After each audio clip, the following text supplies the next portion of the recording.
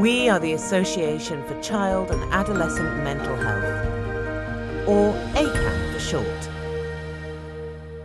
Hello, welcome to the Papers podcast series for the Association for Child and Adolescent Mental Health, or ACAM for short. I'm Jo Carlo, a freelance journalist with a specialism in psychology. In this series, we speak to authors of papers published in one of ACAM's 3 journals. These are the Journal of Child Psychology and Psychiatry, commonly known as JCPP, the Child and Adolescent Mental Health, known as CAM, and JCPP Advances. Today I'm interviewing Dr. Mannan Luo, postdoctoral research fellow at the Department of Psychiatry, University Medical Center Groningen, the Netherlands, and Dr. Charlotte Cecil, an associate professor within the Department of Child and Adolescent Psychiatry and the Department of Epidemiology at Erasmus Medical Center, Rotterdam, the Netherlands. Mannan and Charlotte are co-authors of the paper DNA Methylation at Birth and Lateral Ventricular Volume in Childhood, a neuroimaging epigenetics study, recently published in the Journal of Child Psychology and Psychiatry. This paper will be the focus of today's podcast. If you're a fan of our Papers podcast series, please subscribe on your preferred streaming platform. Let us know how we did with a rating or review, and do share with friends and colleagues. Mannan and Charlotte, welcome. Thank you for joining me. Can you each start with an introduction about who you are and what you do? Yes, sure. Hi, Jo. Many thanks for having us. I'm Mannan, a postdoc at the University Medical Center Groningen in Netherlands. I currently focus on substance use disorders. By using genomic data of the parents and the offspring, I look at how substance use behaviors are passed from parents to their children. And I did my PhD in the child psychology and psychiatry, mainly on genes and the environment interplay on child neurobehavior development, together with Charlotte as my PhD supervisor. Great, thank you. And Charlotte? Yes, thank you very much, Jo, for having us here today.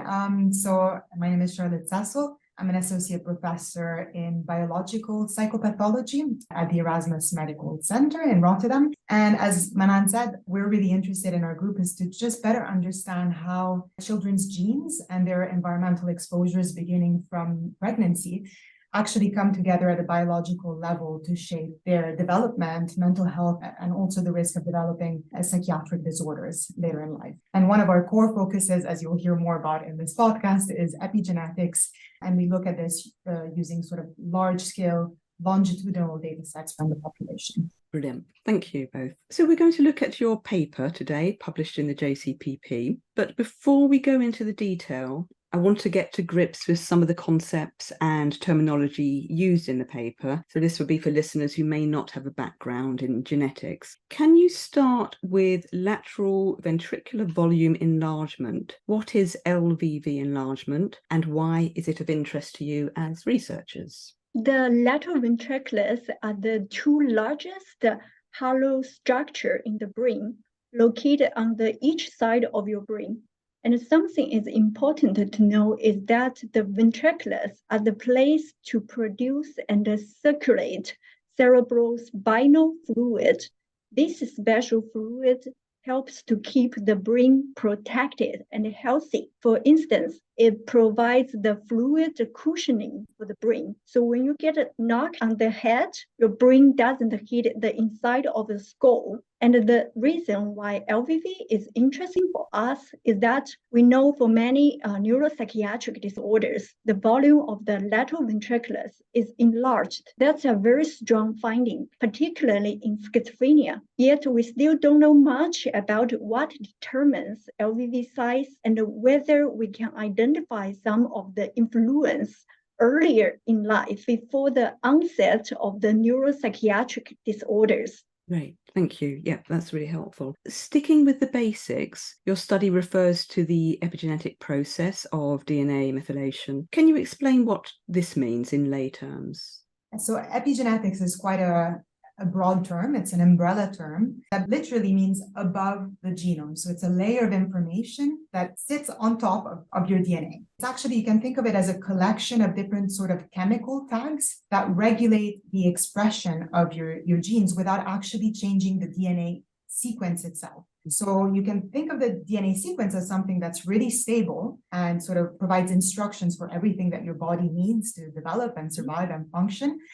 And whereas this DNA sequence is very stable, the way that it's actually used by your body in different parts of your body, different cells, or at different times in your life, it's very dynamic. And that's thanks to epigenetic processes. So basically, they are a set of processes that enable us to use our genetic code more flexibly by regulate where in your body and when in time your genes are switched on or off. There's different types of epigenetic processes, and in this paper, we focused on one of these processes called DNA methylation. That's also because it's just the type of epigenetic process that at the moment is by far better understood and most researched, but it's important to know it's not the only one. Other processes exist and they're likely very important as well, but we just don't know so much about it. So briefly, DNA methylation, it involves these little chemical tags called methyl molecules that basically stick to the DNA. And depending on the location and the amount of these molecules sticking to the DNA, that regulates how accessible your DNA is, and therefore how much it's read and how much the genes are activated. To conclude, why we are interested in it in this particular study is because there's more and more evidence suggesting that DNA methylation patterns are interesting because A, they're influenced by your genes, but they're also influenced by your environment. So environmental factors, again, beginning in early pregnancy, can have an influence, can sort of get under your skin and change the way that these chemical tags are sticking and where they're sticking. And that could explain how your environment can influence your long-term development, really at the level of changing the way your genes are expressed. So that's really interesting to us. Secondly, it's very essential for healthy development and especially brain development. And finally, alterations in these DNA methylation patterns have been linked to poor mental and physical health outcomes, including schizophrenia. So to us, it's a really nice biological system if we're interested in better understanding how genes and environments come together to shape development and health. That was excellent. That's really, really clear. Let's turn to the paper now. So this is DNA methylation at birth and lateral ventricular volume in childhood, a neuroimaging epigenetics study, recently published in the JCPP. Can you give us an overview of the paper to set the scene? What did you look at and why? Previous studies have shown associations between DNA methylation measured in blood and other brain structure in patients with schizophrenia. However, they are mainly cross-sectional. In other words, epigenetics and brain structures measured only once at the same time point. And also, most of them are used the clinical sample of adults. As such, that's very unclear what's the timing and the direction is of the DNA methylation brain psychiatric symptoms associations. Then the question came up is that changes in DNA methylation lead to changes in brain structure, increasing risk for schizophrenia, or is it that individual already diagnosed with the schizophrenia showed epigenetic and brain differences? Example, because of medication use or other factors related to this condition. So I think it's really crucial to address this direction issue if we want to better understand the role of DNA methylation in psychiatric risk and inform the potential translational applications. So in this project, our goal was to use data from two prospective studies to figure out three questions. First, would DNA methylation early in life associate with developing brain, specifically LVV, in the general population before psychotic symptoms manifest? And if so, we're wondering, are the associations stable and dynamic over time, as the DNA methylation can be very dynamic? Then we're also wondering, can we trust our results? Do these associations still exist in an independent sample? Thank you. Can you tell us a little about the methodology used for this study?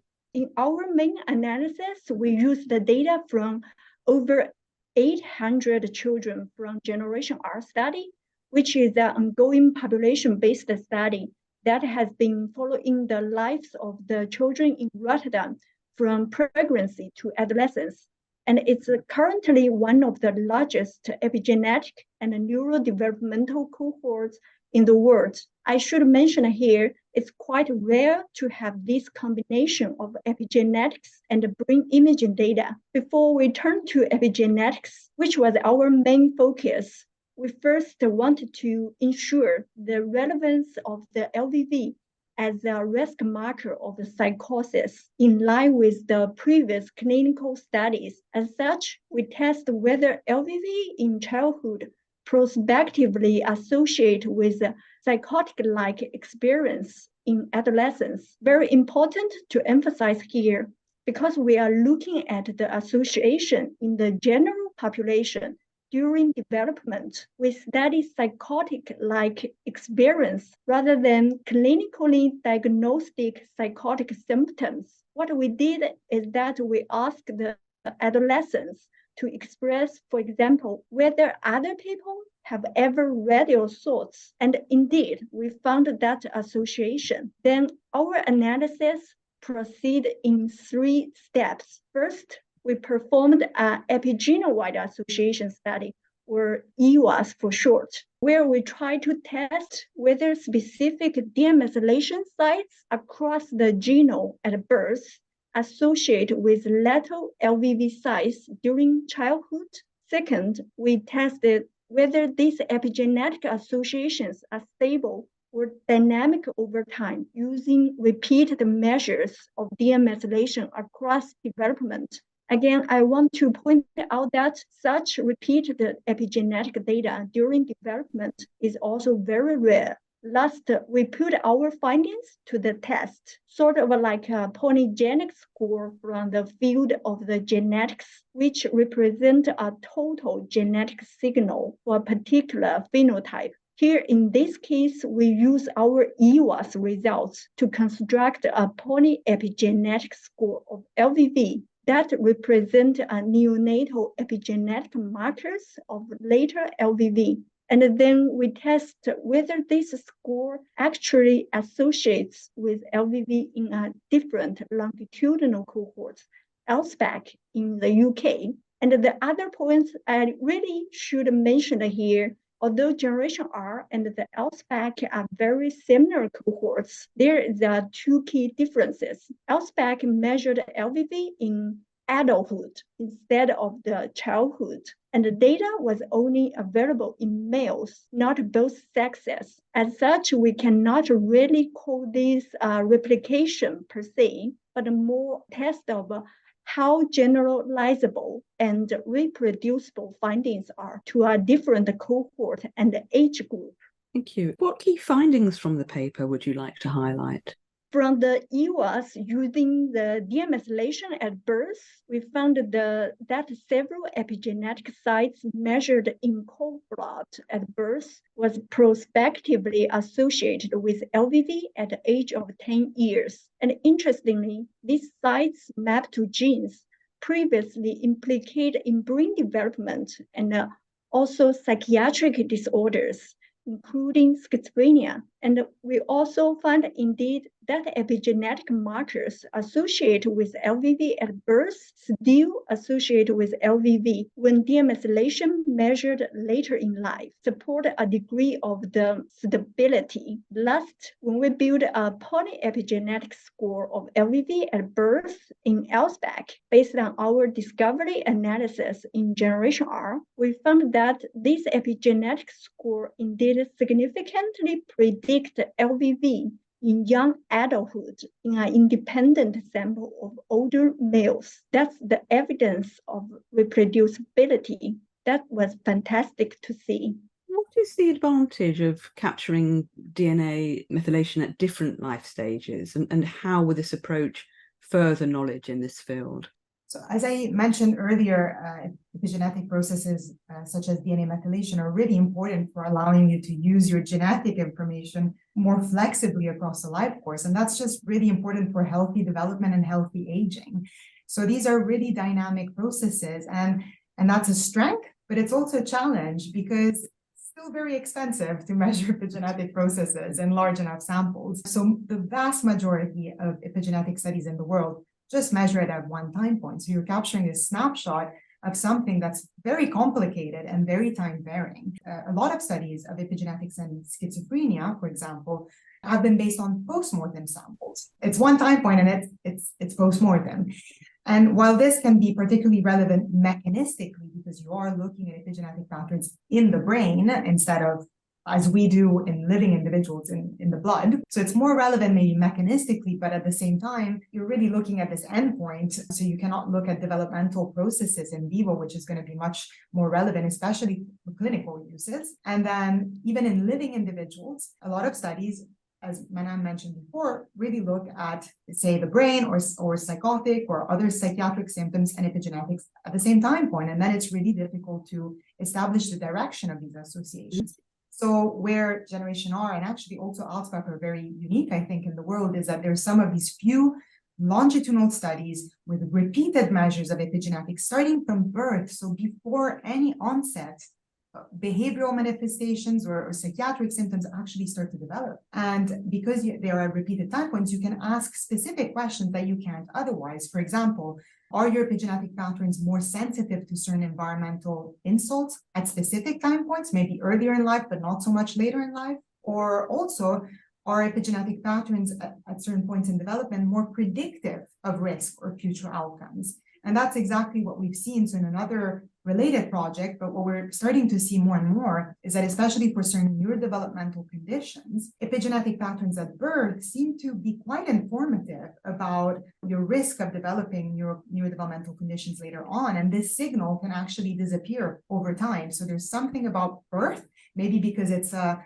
closer proxy to fetal environmental factors or fetal biology that we know is very important for neurodevelopmental conditions. And actually schizophrenia is more and more recognized as a neurodevelopmental conditions. And maybe it's also more reflective of genetic influences. And as time goes by, maybe there's a lot of other things that are happening that wash out this early signal. What I mean, so having epigenetics at repeated time points can give you that insight about when in time you should be measuring these patterns and what's the relevant maybe for research and clinical intervention. It's really fascinating. And what are the implications of your findings for researchers? For researchers, I think there are two things to mention. One is we really need to understand better demethylation brain behavior associations and do more research from a developmental perspective. And that's crucial when we want to dig more about the role of the demethylation and brain in the onset and the persistence of the psychiatric symptoms. I think our study provides an example of how can work with multiple time-varying types of data on epigenetics, brain, and behavior to map these developmental links. And another thing I want to see is about the effort to improve the reproducibility. Although these differences between the two cohorts, as I said before, I feel confident that we really do our best, at least, to build this international collaboration and to test if the results still hold across time, across different cohorts and populations, across different measures of psychotic-like experience. What about clinicians? How might your findings be translated into practice for clinicians? So might your findings pave the way for more targeted treatments or ways to mitigate risk for schizophrenia or for a different approach to diagnosis?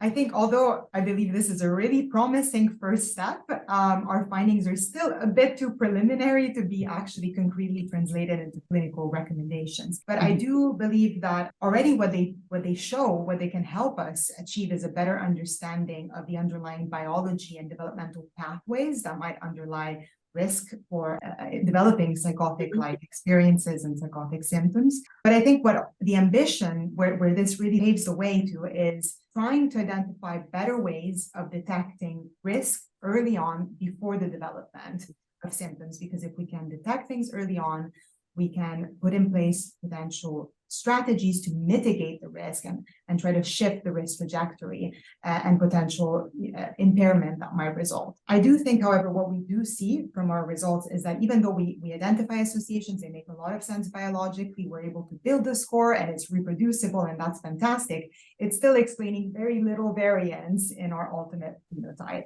I do not think that epigenetics will be the one answer. I think what is more likely is that epigenetics could be a very useful addition to a clinical toolkit or multimodal sort of algorithm or a set of biomarkers that might include genetics, epigenetics, other clinical information to help us really increase that predictive power. But one thing I want to say is that even if we're able to achieve that, so imagine that at birth, there is a way to meaningfully add some information about someone's later risk. One thing is to establish whether this is useful. Another thing is ethics. Like this opens a lot of ethical potential considerations because we're not talking about a diagnostic tool at birth. We're talking about potentially a risk prediction, a way to increase your ability to predict risk. But like any type of risk prediction tool, it comes with potential error. It could be that biological risk never materializes into an actual impairment. What would that mean in terms of actionability? If you had a positive screen at birth, what could we do that really would help to shift that risk? And is that acceptable to stakeholders, to families, to individuals who experience these conditions, to clinicians, to public health? These are all kind of things that further down the line, as we're more confident in the ability to have useful tools, the next question is, should we apply them and how should we apply them? Is there anything else in the paper that you would like to highlight? One thing which I personally find interesting is that we found that associations between demethylation at birth and LVV are stronger in males. The polyepigenetic score worked even better if it's calibrated specifically for males. I mean, when only use the discovery findings from males, not the sex combined. Actually, these not only suggest potential sex differences in the association between demethylation and the LVV, but it also shows that aligning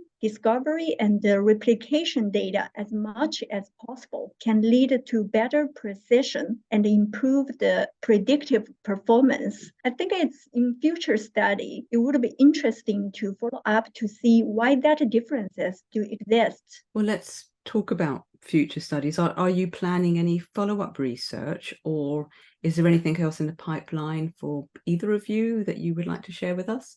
Yes, I think this was one of our first sort of dipping our toes in the water in the sense of how can we actually integrate and examine, as Mannan said, what are essentially very complicated, high-dimensional, time-varying data types in multiple data sets. So that was a bit of the beginning, I think, of a longer journey. I believe that in the field of psychiatric epigenetics, we've all been very interested in relating epigenetics directly to mental health outcomes, but we still know so little about how epigenetics relate to the brain itself in vivo.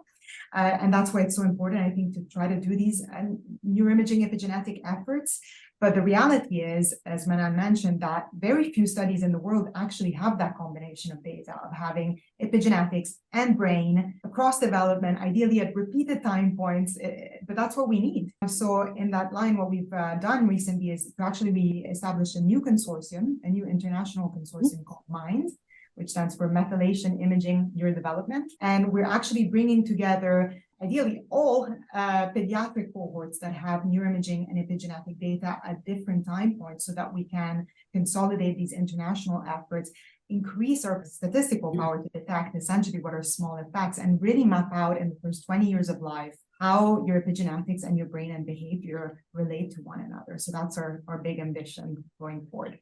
Finally, Charlotte and Mannan, what is your take-home message for our listeners? The study identifies for the first time demethylation markers at birth associated with LVV early in life, which can shed light on biology underlying this important brain feature. And also the polyepigenetic score might be more stable and reproducible than the single epigenetic sites.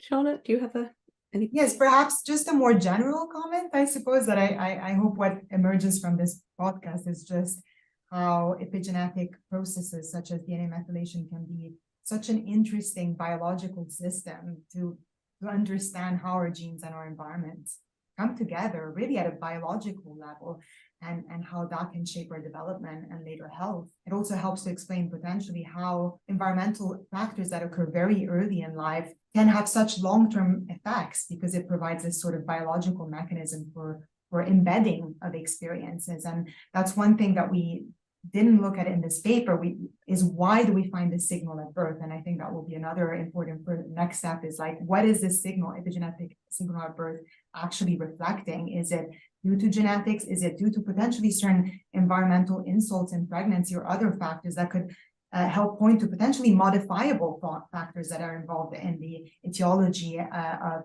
schizophrenia risk that would also have important clinical implications? Fantastic. Thank you both ever so much. For more details on Dr. Mannan Luo and Dr. Charlotte Cecil, please visit the ACAM website, www.acam.org, and Twitter @ACAM. ACAM is spelled ACAMH. And don't forget to follow us on your preferred streaming platform. Let us know if you enjoyed the podcast with a rating or review, and do share with friends and colleagues.